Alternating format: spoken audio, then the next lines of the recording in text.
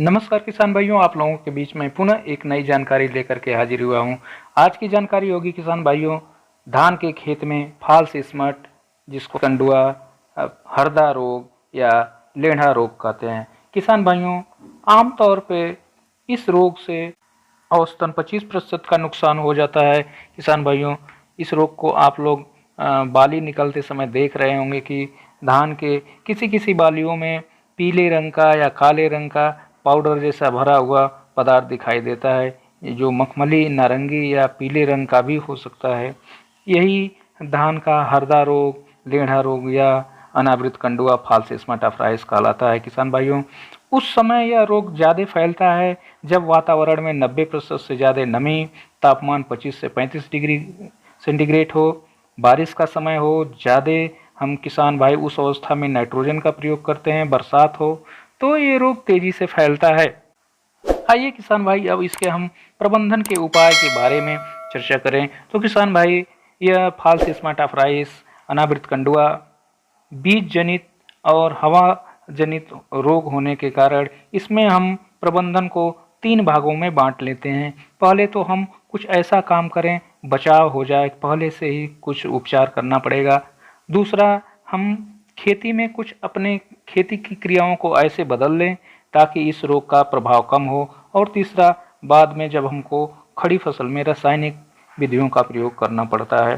तो बचाव की कड़ी में हम बीज जनित रोग होने के कारण इसके बीज, धान के बीज को हम 2 ग्राम कार्बेंडाजिम से प्रति किलोग्राम बीज की दर से उपचार करते हैं, ताकि बीज में पड़ा हुआ इस रोग का प्रोपोग्यूल, जो इन्फेक्शन करने का कारक है, उसको हम नष्ट कर सकें। इसलिए बीज उपचार बहुत ही ज़रूरी होता है। बिना बीज उपचार के इस रोग से हम निजात नहीं पा सकते। और कोशिश करें कि हम रोग मुक्त बीज की बुआई करें।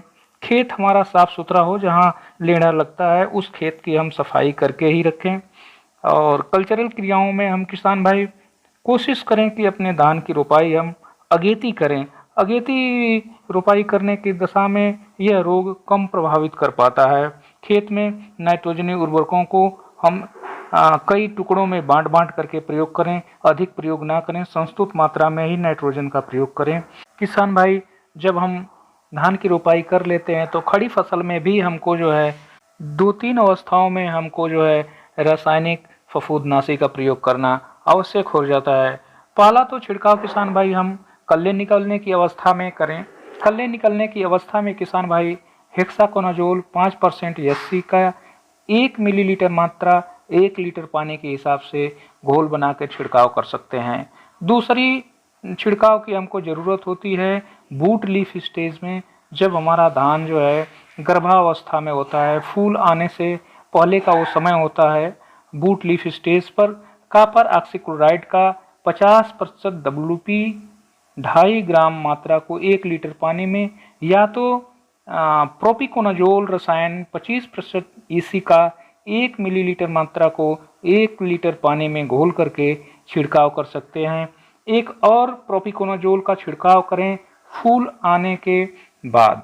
जब फूल निकल जाए, बालियां निकल रही हैं, उस समय भी किसान भाई एक प्रोपिकोनाजोल का छिड़काव कर दें 1 मिलीलीटर प्रति लीटर पानी के हिसाब से, तो हमारी फसल काफ़ी हद तक हम लेढ़ा से बचा सकते हैं। लेकिन किसान भाई, जब तक हम इसको बीज उपचार से लेकर के खड़ी फसल में, कल्ले की अवस्था में, फूल आने से पहले, बूट लीफ स्टेज में, दुग्धावस्था में छिड़काव नहीं करेंगे, यह बीमारी नियंत्रित नहीं हो सकती है। बहुत ही जटिल बीमारी है, इसलिए बीज उपचार इसके लिए बहुत ही आवश्यक है। किसान भाई, आपको ये जानकारी कैसी लगी? यदि हमारी जानकारी अच्छी लग रही है तो अन्य लोगों को शेयर करें तथा कमेंट बॉक्स में लिखें कि और किस टॉपिक पे आपको जानकारी चाहिए। मैं पूरी कोशिश करूंगा कि अच्छी से अच्छी जानकारी उस विषय पर आपके सामने ले आऊं और आपसे अधिक लाभ कमा सकें। धन्यवाद किसान भाई।